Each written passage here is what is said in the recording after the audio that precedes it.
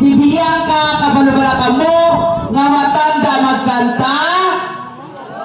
Kabati na ka mo sa giyatingon. Si Bianca, matanda man magsahod. Kakita na ka mo magsahod si Bianca. Gani mga utod kaginikanan, ang wala pakakita sa talento kagabilidad ni Inday Bianca, karon aton ina makitaan. Gusto niyo? Yes, pero sa silingabarin, aton pamatian ang mensahe sa aton SB member para sa di kalibre nga pagserbisyo, ete kalibre.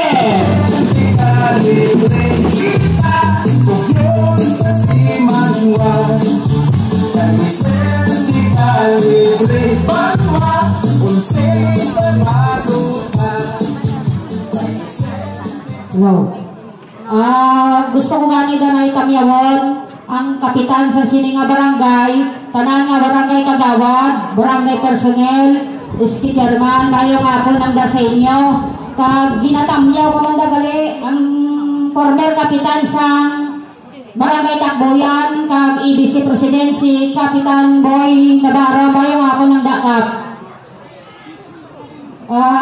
Indiap gali sa nga akong tamay, mayong hapon sa inyo, tanan. Nga bala, si Bianca Requinto nga aton nga mayor. Si Bianca Requinto nga aton nga mayor, tungod siya, may maayong nga plano para sa aton nga taga-istansyanon. Butuon din aton kag buligan. Bianca Requinto, number 2 sa balota. Kalapakin naman. Nga bala, si Vice Mayor Mart ang aton Vice Mayor. Tungod si Mark Cordero may ulikid kag pagpalangga sa aton ni mga taga-istansyanon. Butuon din aton kag suportahan Mark Cordero for Vice Mayor number 1 sa balota. Kagiyog lang ang tanan nga ating pag-aawag nga SB member, hindi man aton pagkalipatan. Nagapangayo gid kami bulig ang tanan nga SB member nga butuon din naton kay sila ang mga tao may maayo nga na plano para sa aton ng mga taga-istansyanon. Hindi din natin pagkalipatan ha. Madawag sila. Ako dali ang bata ni SBT Kalibre. Hindi yan sa iya, ako dala yung mag-aambal diri, bago lang inisya ginupirahan, kayo yung adirawin na infeksyon. Kani itsidyon niyang danay. Gusto kayo dali ni SBT Kalibre, magpangayo sa inyo sang salamat sa pagsalig, suporta at pagpalangga sa nagligal na eleksyon.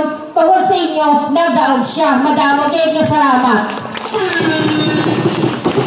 Sa subong, ari naman diri si SBT Kalibre para liwat maayo sa inyo nga bulig, suporta kag kay-gayunan.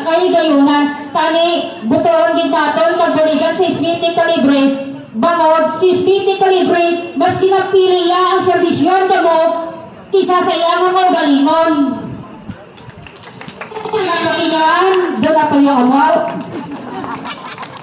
Si SBT Kalibre, makita niya lang siya sa traplet. Kaya niya sininga palang mabuhian, drama lang sa traplet. Amo gani, makapos lang din siya pangitaon, o pwede sila ni iskidadayan.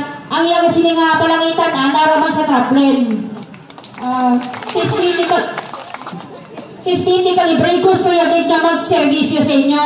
Kabay pa tani nga buligan din nato si SBT Kalibre kay gusto yagid ya ini nga magserbisyo sa inyo. Bisan gani nga ginadilian na ni siya sa doktor nga magpainit, gaporsige gid siya nga magupod sa gaglaw sa pag house to house kay gusto yagid siya gid mismo ang mangayo sa bulig sa inyo.